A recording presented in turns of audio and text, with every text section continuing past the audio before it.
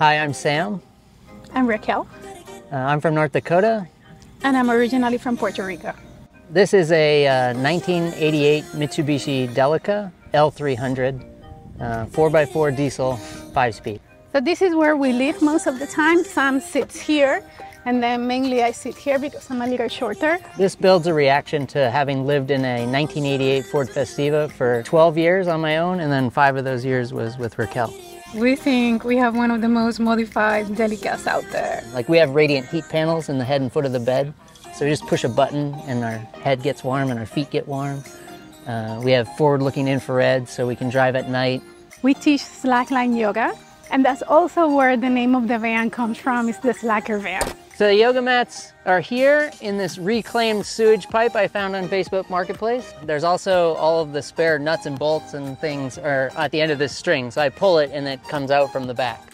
The first thing we did was we ripped everything out and we put lizard skin insulation on. And so here we hit and here we missed it. So that really made a big difference living in a tin can. Now it doesn't sound like we live in a tin can. Charging ports everywhere, so there's 110 plugins kind of everywhere hidden throughout the vehicle. We've got 75 USB ports hidden throughout the vehicle. We didn't like cords running everywhere, so we ran them everywhere inside the van so they're not running across things. When we rent a car or we go on a friend's like super fancy vehicle, we're like, well, where can I charge my laptop? Like, what do you mean you don't have one? We also do a lot of video and photo work, so having the camera easily accessible. We added this carrier on the front here, so the camera just stores. And then every time I update my phone, we just kind of integrate the old phone into the van somewhere and it becomes a screen or a monitor for some feature within the van. Check our battery, we can check the temperature in the cold and fresh water in the fridge and the freezer. We upgraded the brake system, so we have bigger tires so we could fit bigger rotors on it. We weigh about 7,700 pounds. The original weight of this vehicle is 4,200 pounds. It's a diesel, so we took out the vacuum system and we put in a Tesla brake booster. So now we have electric assist brakes instead of a vacuum assist brake system. We knew from living in the previous vehicle that we needed access to a lot of things, and having everything organized just makes our life a lot easier. I don't know how we got that to be square. I really can't tell you, because nothing in here is square. These two boards are different lengths, but somehow it was perfect. And when we put it in, it was like, what? We created compartments out of corrugated plastic, so we make the boxes on our own. They're very light and modular. So this is our toy box. If we want to train, we just take this with us. And when we're done, we can like put it away quite easily. Some of them are really deep, like this one. This one goes all the way to the front of the car. So this one stays in the van mostly. But we have other ones like here where we carry, these are Sam toys, right? These were my toys, these are Sam toys. So I would say this is one of the ones that inspired us to do this, because we knew that we were going to be fixing stuff on the side of the road. We can just take this completely and put it here and work with it without making a big mess. So we did that with everything. We pretty much measure everything that we have and we made compartments to fit. So we spent about a week designing this door to create things that are easy to store. We also added another pop-up. Having that cross breeze is really important when you're trying to sleep in a small, warm vehicle. In the front here, we have LED headlights.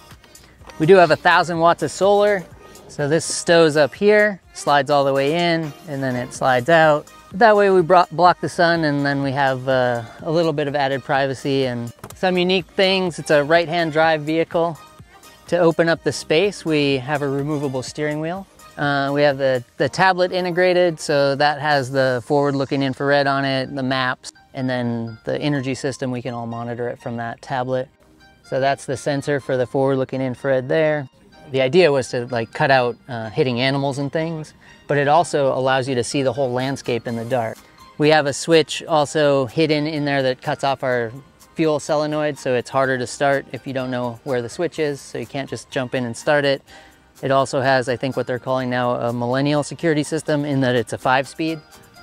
This is our stuff drawer with all the plugins for charging stuff while we're sleeping. Storage that we can access from both sides, like our air stuff.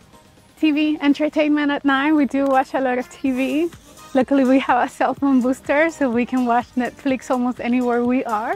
Here, there's a piece of wood, and behind in that side, we sleep this way, so our feet go in this direction, our head goes there. We have radiant heat. So both the feet and the head, which are the things that get colder, are warm while we're sleeping, and we have it on a timer. We needed just a little bit more space to sleep widthwise in the van.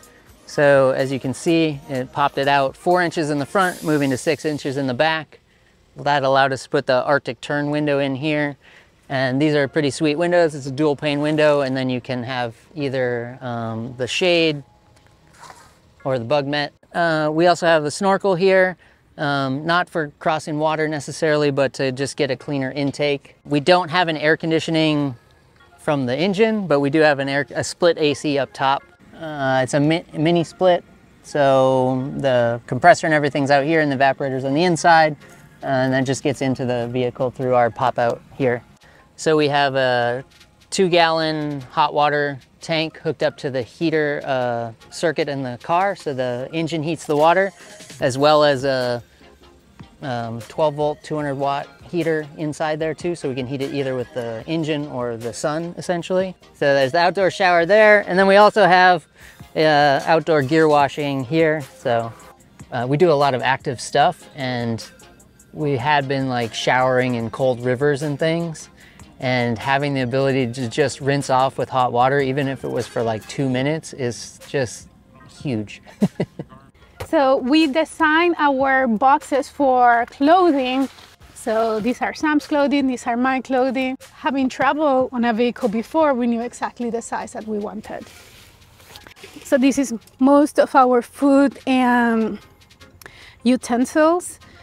So we can take this in and out. Even if we're gonna cook at a friend's house, we just take our drawer with us, and it's really easy to do.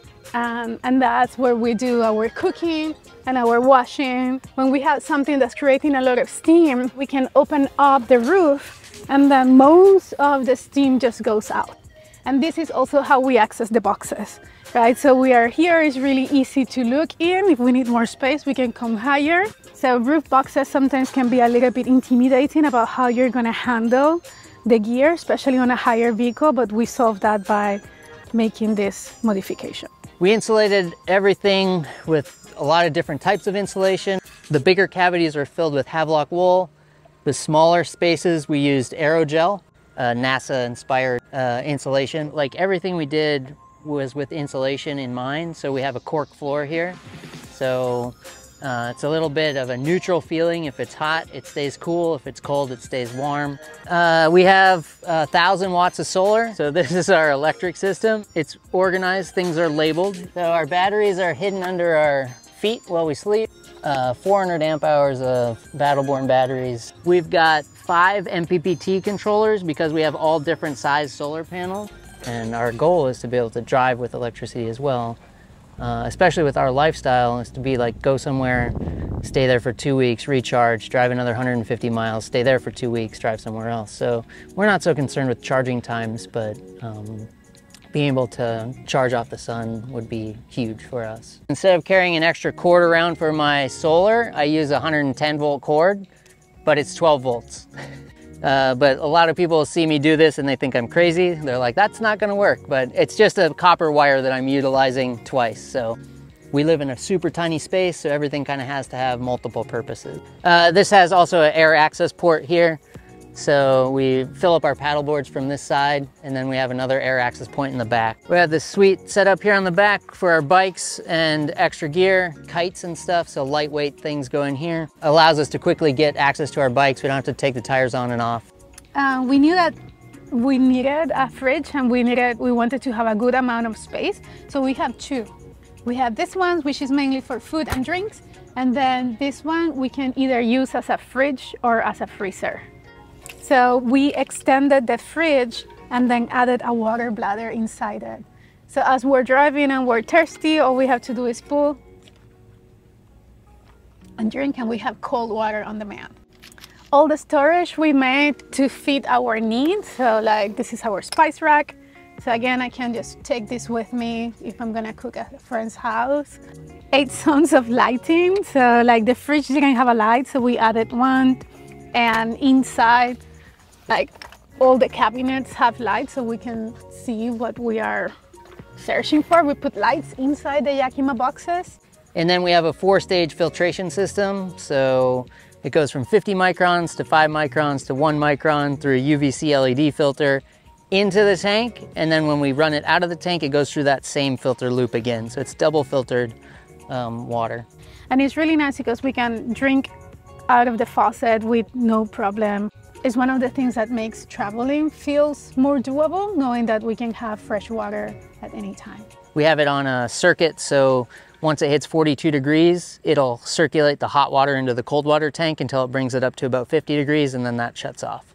So that's how we deal with not freezing the lines. This is our cutting board, which we made on our own, and it happens to fit here perfectly, but that's not planned. That just happens to be, it's awesome. So next time we do a van, we will do that because it extends our kitchen perfectly.